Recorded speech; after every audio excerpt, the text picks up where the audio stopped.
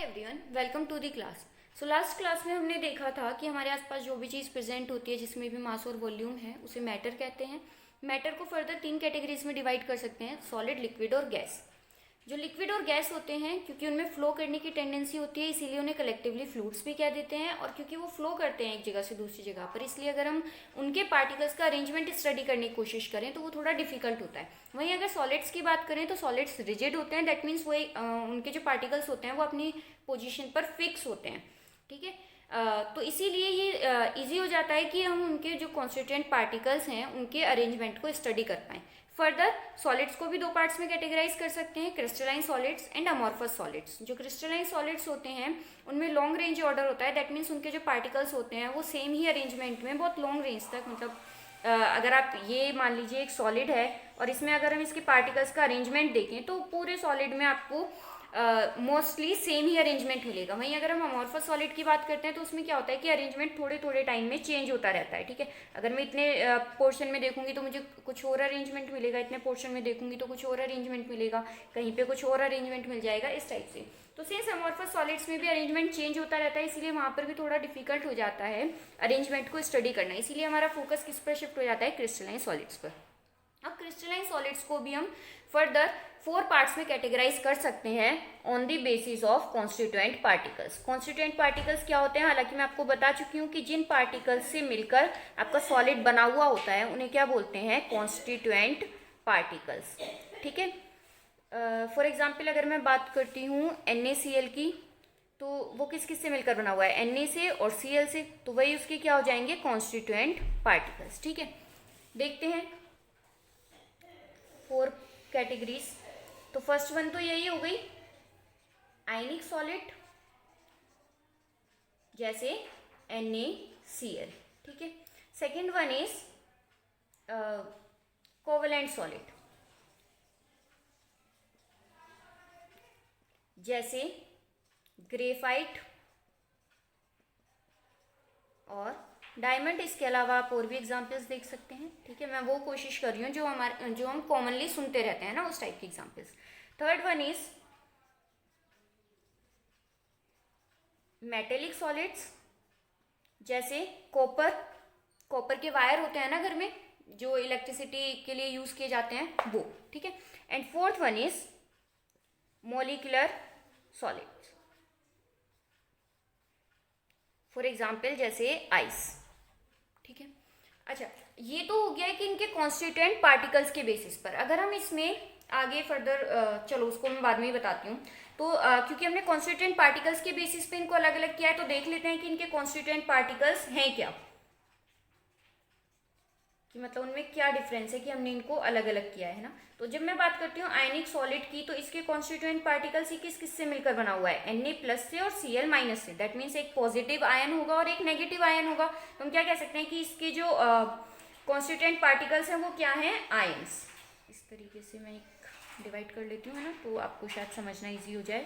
ये कोवेलेंट हो गया, ये मेटेलिक और इधर मॉलिक्यूलर। तो इसके कॉन्स्टिट्यूएंट पार्टिकल्स क्या हो गए, आयन्स, और आप कह सकते हो कैटायंस प्लस एनायंस। वहीं अगर हम कोवेलेंट सॉलिड की बात करते हैं तो ग्रेफाइट और डायमंड क्या है, कार्बन के एलोट्रॉप्स हैं, दैट मीन्स किसके बने हुए होते हैं, कार्बन के। और एक कार्बन क्या होता है, एटम होता है। तो जो कोवेलेंट सॉलिड होते हैं उसमें क्या कॉन्स्टिट्यूएंट पार्टिकल्स क्या होते हैं, एटम्स। ठीक है, मेटेलिक सॉलिड की बात अगर हम करें तो जैसे मैंने आपको बताया कि कॉपर के वायर होते हैं। एक्चुअली इसमें होता क्या है, आप कहोगे कि कॉपर होता है, लेकिन सिर्फ और हमें पता है, अच्छा इनका हम यूज किस लिए कर रहे हैं, इलेक्ट्रिसिटी को कंडक्ट कराने के लिए। क्या कॉपर इलेक्ट्रिसिटी को कंडक्ट करता है, नहीं। इलेक्ट्रिसिटी तो कंडक्ट कैसे होती है, इलेक्ट्रॉन्स के फ्लो की वजह से या चार्ज के फ्लो की वजह से। तो ये तो कोई चार्ज नहीं है। एक्चुअली जो कॉपर होता है वो किस तरीके से अरेंज होता है, Cu2+ 2 इलेक्ट्रॉन्स की फॉर्म में, है ना। तो यहाँ पर क्या हुआ कि एक तो आपको पॉजिटिव आयन मिला और साथ में क्या मिले, इलेक्ट्रॉन्स मिले। अच्छा ये तो हो गया कि एक एटम है, जो वायर होता है उसमें तो बहुत सारे एटम्स होते हैं, दैट मीन्स एटम्स होंगे और साथ में क्या होगा, इलेक्ट्रॉन्स का पूरा एक सी होगा, समुद्र टाइप, मतलब जैसे समुद्र में पानी की बूंदें होती हैं, इसी तरीके से आप इमेजिन कर सकते हो कि बहुत सारे इलेक्ट्रॉन्स होते हैं। तो हम क्या कह सकते हैं कि जो मेटेलिक सॉलिड होता है उसके कॉन्स्टिट्यूएंट पार्टिकल्स क्या क्या होते हैं, तो एक तो पॉजिटिव आयन हो गया और आप कह सकते हो कैटायन। ठीक है, और साथ में क्या होते हैं, प्लस फ्री इलेक्ट्रॉन्स या फिर ऐसे इलेक्ट्रॉन्स जो डीलोकेलाइज हो सकते हैं। लोकेलाइज्ड होना मतलब लोकेशन, डीलोकेलाइज मतलब एक लोकेशन से दूसरे लोकेशन पर आ जा सकते हैं, मतलब फ्रीली मूव कर सकते हैं, वही फ्री इलेक्ट्रॉन्स, है ना। वहीं अगर हम मॉलिक्यूलर सॉलिड की बात करते हैं तो मॉलिक्यूलर सॉलिड्स में क्या होते हैं, मॉलिक्यूल्स। जैसे आइस किससे मिलकर बना है, तो आप कहोगे वाटर मॉलिक्यूल्स से। तो आपने क्या कहा कि मॉलिक्यूल्स से मिलकर बना है ना, तो अब मॉलिक्यूलर सॉलिड में क्या हो गए, मॉलिक्यूल्स। अच्छा, इसे याद करने का तरीका, हालांकि याद हो जाता है कि आयनिक सॉलिड, कोवलेंट सॉलिड, मेटेलिक और मॉलिक्यूलर, लेकिन अगर आपको ध्यान रखना है तो आप एक इस तरीके से भी याद रख सकते हो कि ICMM, ठीक है। और अगर आप क्रिकेट के फैन हो, इंटरनेशनल क्रिकेट के, तो आपको पता होगा कि जो न्यूजीलैंड में एक क्रिकेटर है जिसका नाम है MC मिलर, है ना। तो आप वहाँ से भी ध्यान रख सकते हो MC और MI, ठीक है। तो जैसे आपको ठीक लगे आप वैसे याद रख सकते हो, ये कोई बहुत ज़्यादा कंफ्यूजिंग वाली चीज़ नहीं है वैसे। तो ये तो हो गई कॉन्स्टिट्यूएंट पार्टिकल्स की बात। सेकेंड, इनमें क्या डिफरेंस होता है, सेकेंड डिफरेंस बॉन्डिंग का। बॉन्डिंग का कैसे, अच्छा, ये किस किस से मिलकर बना हुआ है, आयंस से, यानी कि एक पॉजिटिव चार्ज और एक नेगेटिव चार्ज। और चार्जेस के बीच में किस टाइप की बॉन्डिंग होती है, बॉन्डिंग या बॉन्डिंग कह सकते हो, या फिर आप कह सकते हो कि फोर्स, किस फोर्स की वजह से ये आपस में एक दूसरे के साथ बैठे हुए हैं। क्योंकि हमने पढ़ा है कि जो सॉलिड होते हैं उनमें फोर्स ऑफ अट्रैक्शन, जो फोर्स होता है इंटरमोलिकुलर फोर्स, वो बहुत ज़्यादा हाई होते हैं, है ना। बॉन्डिंग भी किसकी वजह से है, फोर्सेस की वजह से। तो आप कह सकते हो बॉन्डिंग, या फिर नहीं फोर्स, कुछ भी बोल सकते हो, हालांकि मैं बॉन्डिंग प्रीफर करूंगी। तो इनमें किस टाइप की बॉन्डिंग होती है, इलेक्ट्रोस्टैटिक टाइप की बॉन्डिंग, क्योंकि इनमें जो फोर्स भी होता है वो कैसा होता है, इलेक्ट्रोस्टैटिक फोर्स, जिसकी वजह से ये एक दूसरे के साथ अटैच होते हैं, है ना। उसके बाद बात करते हैं कोवलेंट सॉलिड की। तो हमें पता है कोवलेंट सॉलिड है तो ऑफकोर्स किस टाइप की बॉन्डिंग होगी, कोवलेंट बॉन्डिंग, इसमें तो बहुत ज़्यादा सोचने की जरूरत ही नहीं है। मेटेलिक सॉलिड है तो इनमें बॉन्डिंग होती है मेटेलिक टाइप की, ठीक है। और अगर हम मॉलिक्यूलर सॉलिड की बात करते हैं और इसे अगर हम बॉन्डिंग के बेसिस पर देखें, तो हम मॉलिक्यूलर सॉलिड्स को फर्दर 3 पार्ट्स में कैटेगराइज कर सकते हैं on the basis of bonding. एक मॉलिक्यूलर सॉलिड होते हैं नॉन पोलर, एक होते हैं पोलर, और थर्ड वन होते हैं जिनमें की हाइड्रोजन बॉन्डिंग टाइप की बॉन्डिंग होती है। हालांकि ये बहुत ज़्यादा इंपॉर्टेंट है नहीं कि आप इनको अलग से बहुत ज़्यादा डिटेल में पढ़ो, और अगर आप पढ़ोगे तो आपको समझ में भी आ जाएगा, लेकिन फिर भी अगर प्रॉब्लम होगी तो आप मुझे कमेंट करके बता सकते हैं, मैं इसके लिए अलग से वीडियो बना दूंगी। फिलहाल हम इसको एक ही मानकर चलते हैं। तो भले ही वो नॉन पोलर टाइप के हों, भले ही वो पोलर हो या हाइड्रोजन बॉन्डेड हो। मैं आपको थोड़ा सा आइडिया दे देती हूँ कि जो नॉन पोलर होते हैं उनमें होते हैं डाइपोल डाइपोल अट्रैक्शन। जो पोलर हो, सॉरी आई एम सॉरी, मैंने यहाँ पर गलत बोल दिया कि जो नॉन पोलर होते हैं उनमें एक्चुअली होते हैं लंडन फोर्सेस। जो पोलर होते हैं उनमें होते हैं डाइपोल डाइपोल इंट्रैक्शन। और जो हाइड्रोजन बॉन्डेड होते हैं, नाम से ही पता चल रहा है उनमें किस टाइप की बॉन्डिंग होती है, हाइड्रोजन बॉन्डिंग। लेकिन अगर हम इनको कलेक्टिवली एक नाम देना चाहें तो हम इस टाइप के फोर्सेज को बोल सकते हैं वंडरवॉल फोर्सेज, या फिर वंडरवॉल टाइप ऑफ अट्रैक्शन, मतलब वंडरवॉल टाइप ऑफ बॉन्डिंग, ठीक है। तो आप कैसे ध्यान रख सकते हो कि इनमें किस टाइप की बॉन्डिंग होती है, वंडरवॉल। कलेक्टिवली आप इसको इस तरीके से ध्यान रख सकते हो, ठीक है। नेक्स्ट वन इज, अब और क्या इनकी प्रॉपर्टीज में डिफरेंस होता है, तो नेक्स्ट डिफरेंस हम पढ़ने वाले हैं इनके नेचर के बारे में। नेचर की मतलब ये क्या होते हैं, सॉरी एक सेकेंड, इसको थोड़ा सा शिफ्ट कर देते हैं, ठीक है। Okay, so now clear.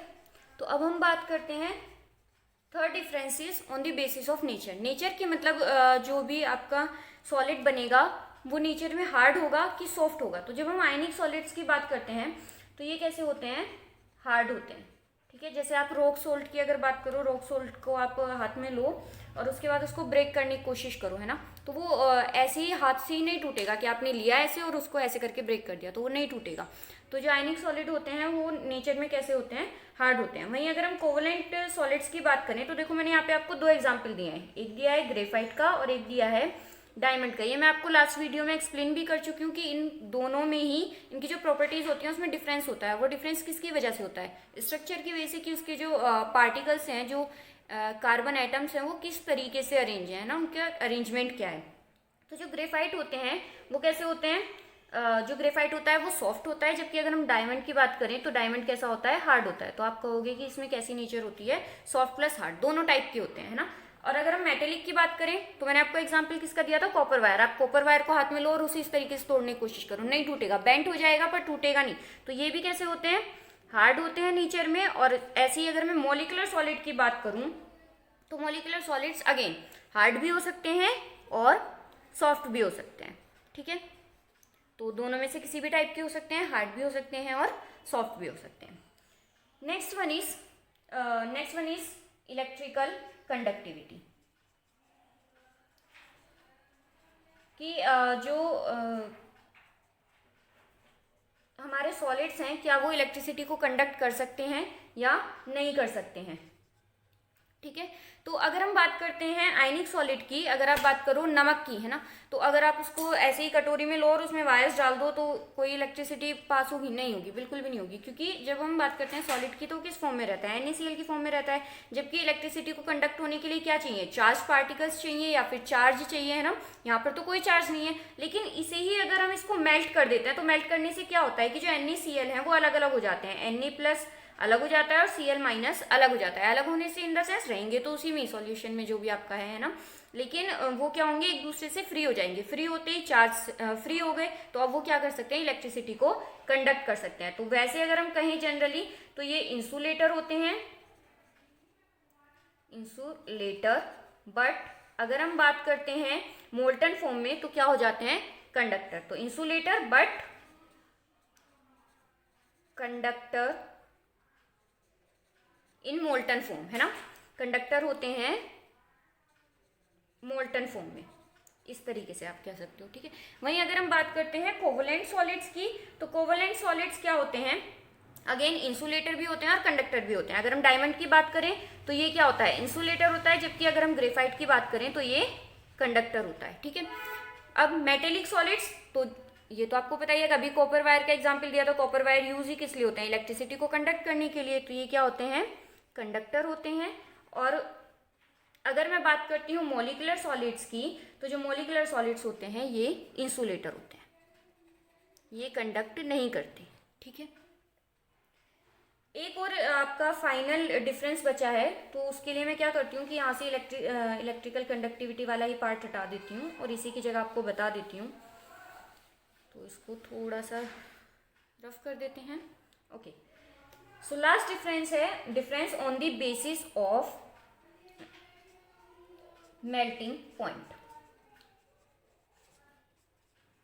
कि जो हमारे ये सॉलिड्स हैं क्या ये इजीली मेल्ट हो जाएंगे या फिर इजीली मेल्ट नहीं हो पाएंगे। अगर इजीली मेल्ट नहीं हो पा रहे हैं दैट मीन्स मेल्टिंग पॉइंट जो है वो हाई है, और अगर बहुत इजीली मेल्ट हो पा रहे हैं तो जो मेल्टिंग पॉइंट है इसका मतलब वो लो है।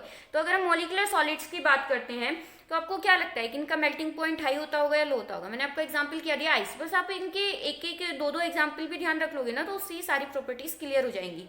आइस, आप देखो आइस को निकाल के रख दो बस ऐसे ही रूम टेम्परेचर पे, गर्मियों के टाइम में तो क्या हो जाएगा? मेल्ट हो जाएगा। इसका मतलब जो इनका मेल्टिंग पॉइंट होता है वो क्या होता है? लो होता है। वहीं अगर हम मेटेलिक सॉलिड की बात करें तो कॉपर वायर है ना, अगर इसका मेल्टिंग पॉइंट इतना ही लो होता तो क्या होता है? जैसे इलेक्ट्रिसिटी पास की या फिर गर्मी ज्यादा पड़ रही है तो पता चलता है वायर ही मेल्ट होके घूम रहा है ना, तो ऐसा तो नहीं होता। तो इसका मतलब इसका जो मेल्टिंग पॉइंट होता है वो कैसा होता है? हाई होता है। अगर हम कोवलेंट सॉलिड की बात करें, कोवलेंट सॉलिड का मेल्टिंग पॉइंट आपको क्या लगता है कि कैसा होता होगा? जब हम जैसे हमने डायमंड की भी बात की तो आपको पता है कि डायमंड जो है वो इतना इजीली मेल्ट नहीं होता। ऐसे ही अगर आपकी पेंसिल के अंदर जो वो होती हैं ग्रेफाइट, हालांकि लेड बोल देते हैं उसको, तो वो क्या मतलब आपने ऐसे ही रूम टेम्परेचर पे निकाल के रखी और गर्मियों के टाइम में आपने देखा तो आपकी पेंसिल ही मेल्ट हो रखी है, ऐसे थोड़ी होता है। तो दैट मीन्स इनका जो मेल्टिंग पॉइंट होता है, इनका मेल्टिंग पॉइंट कैसा होता है? हाई होता है। एंड एक्चुअली अगर आप नोट करेंगे ना तो वेरी हाई होता है, बहुत ज़्यादा हाई होता है। ठीक है, और अगर हम आयनिक सॉलिड की बात करते हैं इसी तरीके से, तो जो आयनिक सॉलिड्स होते हैं इनका भी मेल्टिंग पॉइंट हाई होता है, मतलब बहुत इजीली मेल्ट नहीं होते। वरना पता चला गर्मियों का टाइम है और नमक जो है मेल्ट होके पानी हो गया है ना, मतलब पानी आई मीन लिक्विड हो गया है, तो ऐसा तो नहीं होता। तो इसका मतलब इनके भी जो मेल्टिंग पॉइंट होते हैं वो हाई होते हैं। आई होप आपको ये डिफरेंसेस समझ में आए होंगे। इसके अलावा भी अगर आपको कोई डाउट रहता है तो आप कमेंट बॉक्स में पूछ सकते हैं, और अगर कोई सजेशन देना है तो भी आप कमेंट बॉक्स में दे सकते हैं। Thank you for watching.